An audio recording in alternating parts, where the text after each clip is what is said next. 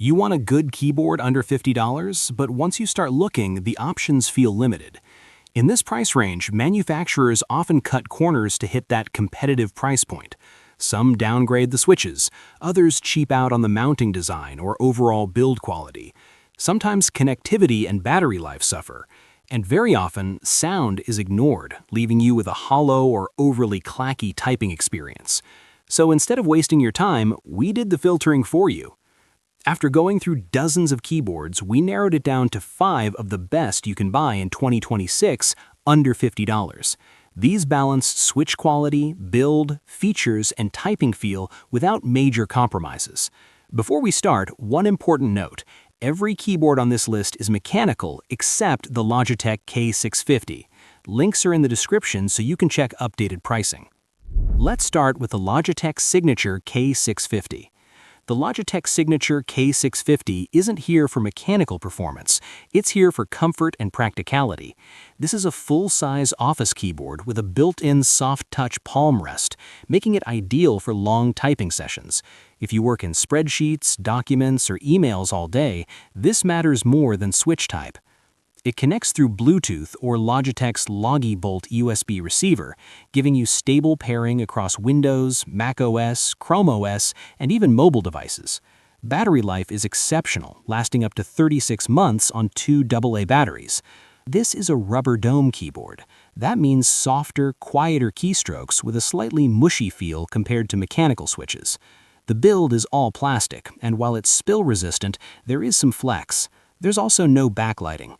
If you just want something reliable, comfortable, and simple for office work, this makes sense. But if you want real mechanical switches and customization, the next keyboard changes the tone completely. The Womier WK61 is where things get more enthusiast-focused. At around $35, this 60% mechanical keyboard delivers serious value. It's compact, saving desk space, and it features vibrant RGB lighting with a translucent case that diffuses the light beautifully. It's also hot swappable, meaning you can remove and replace switches without soldering. Most versions come with smooth linear red switches, which are quiet and great for fast typing or gaming. The keycaps are usually made of PBT material, a kind of premium plastic, which is more durable and resists shine better than cheaper ABS caps. The downside is that Womier lacks gasket mounting, so the typing feel is firmer and you may hear some case ping. It's also wired only, and the software is basic. Generally, this is a fun starter keyboard for someone who wants RGB and mod potential on a tight budget. Now, if you like the compact layout but want wireless flexibility and a more refined typing experience, the next one is a big step up. The CIDOO Q61 adds tri-mode connectivity, wired, Bluetooth, and 2.4 GHz wireless. That already separates it from many boards in this price range. It includes a 3000 mAh battery. With RGB on, expect roughly a full day of use.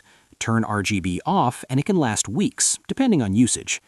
Typing feels more controlled thanks to a polycarbonate plate and internal sound dampening foam, which helps reduce echo and gives a deeper sound profile. It also features an aluminum frame, adding weight and stability you don't normally get under $50.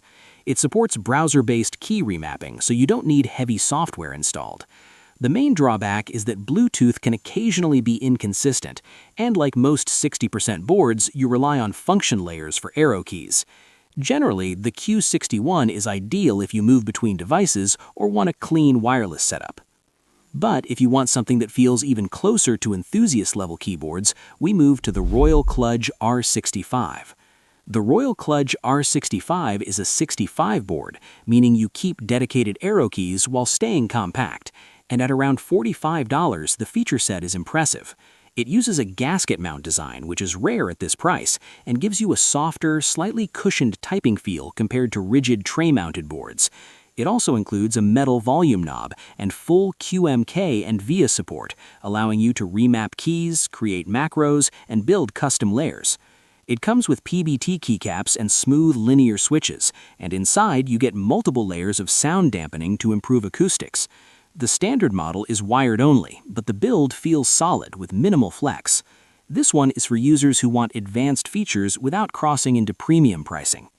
And finally, the strongest overall value under $50 is the Keychron C3 Pro. This is a TKL layout, so you get function keys and arrows without the number pad. It features gasket mounting, which gives you a softer, slightly cushioned typing feel, and full QMK and VIA compatibility for complete customization. It comes with either red linear or brown tactile switches, both pre-lubed for smoother keystrokes. The standard polling rate is 1000 Hz, which is more than enough for competitive gaming. Some RGB variants go up to 8000 Hz. To get them, you only need to add $5 to your $50, which will give far greater value. Even boards costing twice couldn't. The frame is ABS, but internally it's foam dampened to reduce noise and improve sound consistency. It's wired only and visually simple, but in terms of typing experience and features per dollar, it's extremely difficult to beat. So here's the bottom line. If you want pure office comfort, go with the Logitech K650. If you want flashy RGB and mod potential on a tight budget, the Womier WK61 makes sense. If wireless flexibility matters most, choose the CIDOO Q61. If you want enthusiast-level features like gasket mounting and a knob under $50, the Kludge R65 is strong. And if you want the best overall value of performance, customization, and value, the Keychron C3 Pro is the winner. Under $50, compromises are inevitable, but these 5 minimize them better than almost anything else in 2026. Thank you for watching. If you found the video helpful, give it a like and subscribe, and we'll see you in the next one.